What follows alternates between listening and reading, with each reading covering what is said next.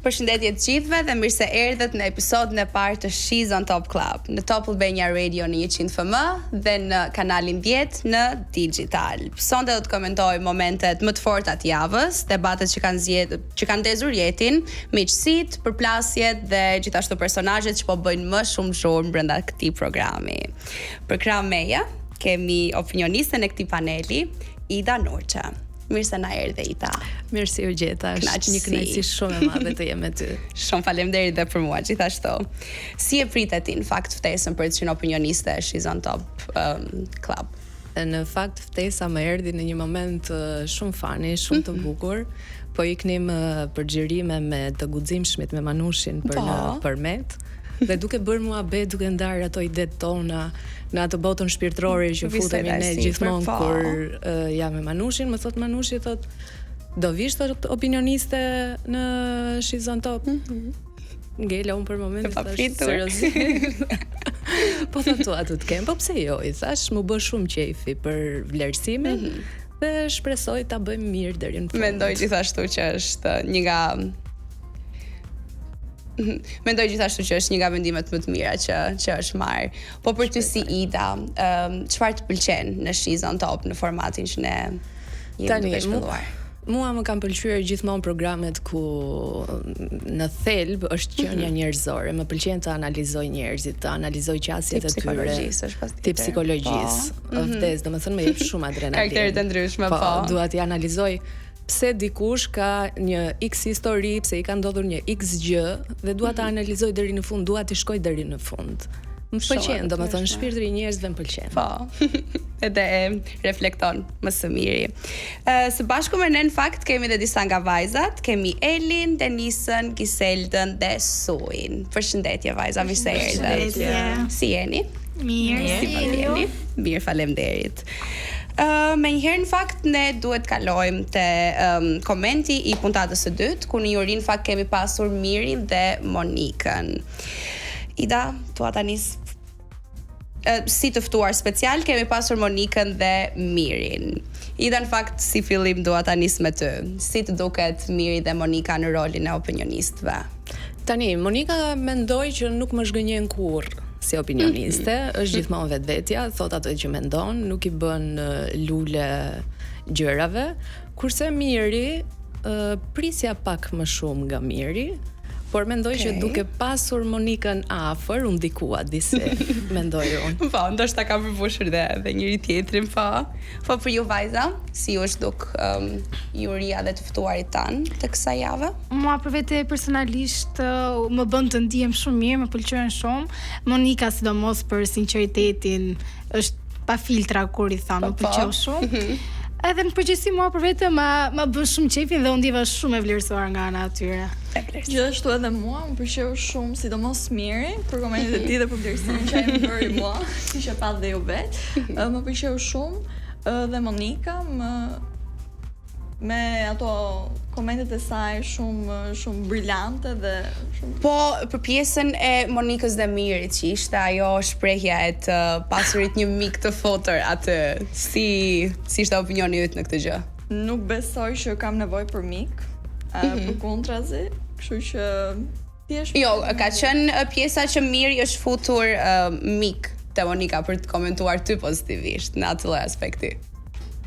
Nuk është se kam një mendim me të drejtën, nuk Shiko, Eli ishte shumë mirë në sfilat, faktikisht themi drejtën, kështu që po referohem në komentet e opinionistëve patjetër, për t'i zhvilluar pak më shumë.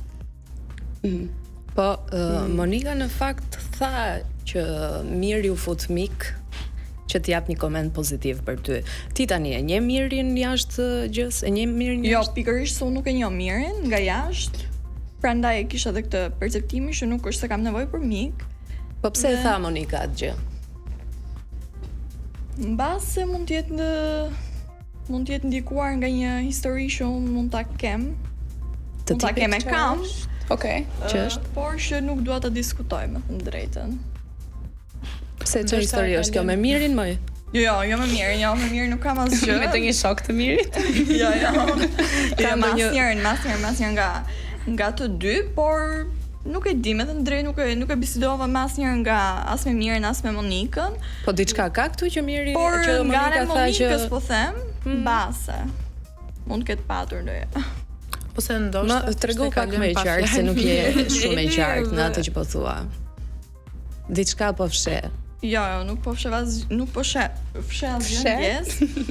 Se nuk e di, nuk kam një mendim konkret me thënë të drejtën, sepse jam edhe shumë e shpërqendruar në një situatë që nuk e di nëse dua apo s'dua ta them. Jo, patjetër, atje është më shumë po kapeshim dhe fakti që çfarë si reagove ti me faktin që u tha ajo fjali, që ty do të duhej të futej një mik për të dhënë opinionin e mirë në ato momente, më shumë perspektivën se si ti u ndjeve në ato momente dhe se si ti si Eli e ndërmore me veten tënde, patjetër. Jo, unë ndjeva mirë me thënë drejtën, ndjeva e vlerësuar madje nga të dy, kryesisht nga Miri, por kaq, nuk mendoj që nuk do që ti shkosh detajeve më në të thellët në.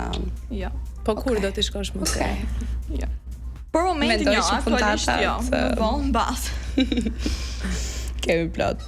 Ndërkohë te Sui, ti kishe një kuriozitet në fakt për Selin, po. A e patë në fakt ndjesin që Miri mund të ketë mbajtur ndonjë tip inati aty në backstage në prapaskenat tona? Jo, shiko, ajo pyetja erdhi sepse ne ishim backstage para se të fillonte spektakli, edhe unë pash që do kishim Monikën dhe Mirin si opinionist.